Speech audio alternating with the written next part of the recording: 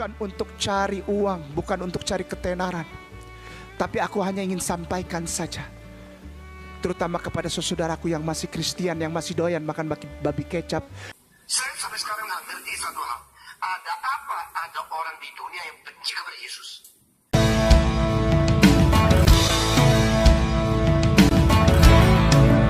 Ya, salam teman-teman semuanya, selamat datang dan selamat berjumpa lagi dengan saya di channel ini, di Suara Kebenaran Channel. Apa kabar teman-teman semuanya? Saya selalu berharap bahwa kita semuanya dalam keadaan sehat-sehat saja dan tetap dalam pemeliharaan Tuhan kita Yesus Kristus. Amin. Nah teman-teman semuanya, pada bagian ini marilah kita sama-sama melihat bagaimana Ustadz Kainama membelokkan sebuah kebenaran yang hakiki.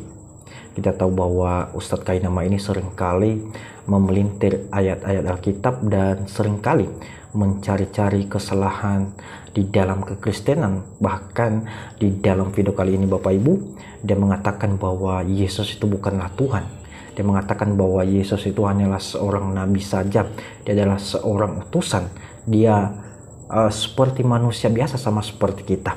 Nah teman-teman semuanya, dalam hal ini tentunya kita sebagai umat yang percaya kepada Yesus dan memang orang benar-benar tahu sebuah kebenaran, maka di dalam video ini Pendeta Stephen Tong membantah semua apa yang disampaikan oleh Ustadz Kainama yang mengklaim bahwa Yesus bukanlah Tuhan. Nah teman-teman semuanya, seperti apa penjelasan dari Pendeta Stephen Tong? Marilah kita lihat video yang berikut ini.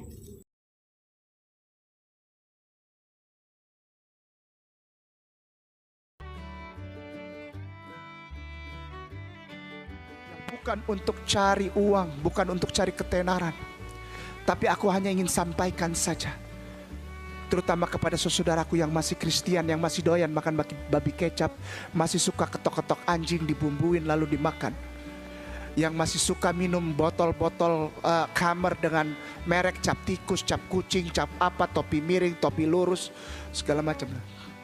Angker, gambarnya jangkar lah, ada bintang segala macam. Aku cuma mau bilang begini, bahkan orang-orang di sana, di luar sana, yang tidak mengakui kebenaran Islam bersama ketauhidan dari Allah pencipta langit dan bumi, dan juga cinta kepada Rasulullah Sallallahu Alaihi Wasallam, mereka belum melakukan itu. Sebetulnya isi kitab mereka semuanya Islam.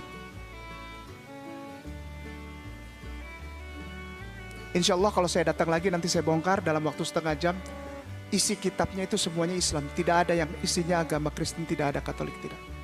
Ini sebagai gambaran apa? Orang Islam sudah tahu itu, bahwa seluruh nabi-nabi Allah itu Muslim.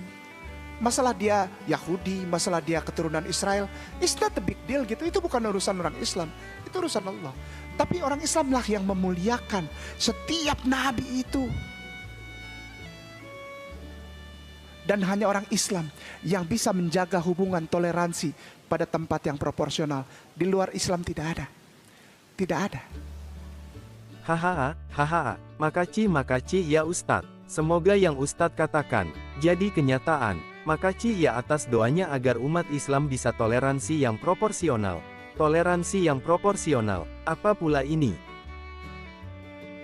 Saya Kainama yang punya pengalaman tentang hal itu. Nama nabiku diperkenalkan oleh yang dulu aku sembah sebagai Tuhan. Pelan-pelan. Nama nabiku sekarang justru diperkenalkan oleh seorang yang dulu aku anggap Tuhan. Namanya Yesus. Dia bilang, ikuti nama ini. Orang yang tidak mengikuti nama ini akan dituntut pertanggungjawaban. Saya sampai sekarang nggak ngerti satu hal. Ada apa ada orang di dunia yang benci kepada Yesus? Kenapa Yesus dibenci? Apa sebabnya? Apa alasannya? Saudara tidak akan menemukan alasan 1% pun mengapa engkau melawan Kristus pada hari ini. Saudara-saudara, Hal ini seperti sudah biasa. Orang melawan saya ikut lawan. Orang mengejek saya ikut ejek. Orang nggak percaya saya ikut nggak percaya. Banyak orang dari kecil diajarkan untuk melawan Nasrani. Melawan Kristus. Dari kecil melihat salib mereka benci. Padahal mereka tak pernah pikir. Tak ada alasan 1% pun manusia benci Yesus. Adakah orang lebih suci dari Yesus dalam sejarah? Tidak ada. Adakah orang mencapai hidup rohani setinggi Yesus? Tidak ada. Bandingkan semua pendiri agama. Bandingkan dengan semua penghulu agama. Bandingkan semua yang disebut nabi oleh manusia. Bandingkan semua orang yang hidup mereka dengan hidup Kristus. Why people reject Jesus? Why people oppose Jesus? Why people hate Jesus? Tidak ada alasan bagi siapapun mengatakan saya cukup alasan untuk membenci Kristus. Tidak ada sesuatu yang bisa dibenci. Tidak ada sesuatu yang bisa dicari kelemahannya. Di dalam diri Kristus adalah kesempurnaan yang mutlak. Kesucian yang tertinggi adalah karakter yang teranggun sepanjang sejarah semenjak Adam diciptakan. There's no reason to oppose Christ. Saya tidak mau engkau menjadi orang Kristen karena ikut-ikut. Tidak ada gunanya. Bapak Kristen, saya Kristen. Karena keluarga Kristen, saya Kristen. Karena marga Kristen, saya Kristen. Karena suku Kristen, saya Kristen. Saya dilahirkan di Minahasa, pasti Kristen dong. Saya dilahirkan di Tapanuli, pasti Kristen dong. Saya dilahirkan di Mojo Agung, pasti Kristen. Saya dilahirkan di Manado, pasti Kristen. Tidak ada gunanya. Saudara, engkau dilahirkan di garasi, tidak jadi mobil kok. Engkau dilahirkan di dalam keluarga Kristen, tidak jadi orang Kristen. Engkau harus dilahirkan pula oleh Roh Kudus. Engkau dilahirkan dari atas, baru engkau menjadi orang Kristen. Saudara-saudara sekalian, jangan ikut-ikut menjadi orang Kristen. Tapi saya membalikkan kalimat ini. Jangan ikut-ikut melawan Kristus. Barang siapa yang ikut-ikut orang menjadi orang Kristen, tidak ada nilainya. Barang siapa yang ikut-ikut orang lain untuk melawan Tuhan juga tidak ada alasannya. Saudara-saudara, hanya karena ikut arus. Terlalu banyak orang tidak ada pendirian. Terlalu banyak orang ikut-ikut orang lain, membabi buta. Satunya yang kandungannya dinaungi oleh Tuhan Allah sendiri. Roh Kudus berada di dalam, menghasilkan dia hamil. Itu sebab benih itu benih dari Allah. Dan Alkitab mengatakan Allah jelma menjadi manusia. Itu sebab Yesus adalah satu-satunya yang mempunyai dua sifat. Sekaligus dia adalah Allah, sekaligus dia dilahirkan oleh manusia menjadi manusia. Tetapi tidak ada bibit dosa dari Adam. Tapi dia adalah bibit dari Allah sendiri. Maka Yesus Kristus disebut anak Allah. Tetapi juga disebut anak Maria. Karena sifat ilahinya adalah sebab dia dari Allah. Dan dia Allah pribadi kedua.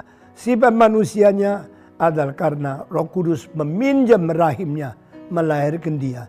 Jadi Yesus adalah Allah, Yesus adalah manusia. Dia adalah dua sifat ini, maka dia boleh menjadi pengantara. Di satu pihak dia mewakili Allah, memberi anugerah kepada manusia. Di satu pihak dia mewakili manusia, minta pengampunan Tuhan kepada seluruh umat dunia. Yesus adalah Allah, maka dia lain sama pendiri agama yang lain. Juru selamat cuma satu, yaitu dia. Kalau Yesus bukan manusia, tidak bisa mati. Karena Allah tidak mungkin mati. Tapi kalau Yesus hanya manusia, bukan Allah, tidak mungkin bangkit. Karena manusia mati tidak ada yang bangkit. Karena Yesus adalah manusia, sekaligus adalah Allah. Maka dia boleh mati mengganti kita. Dan bisa bangkit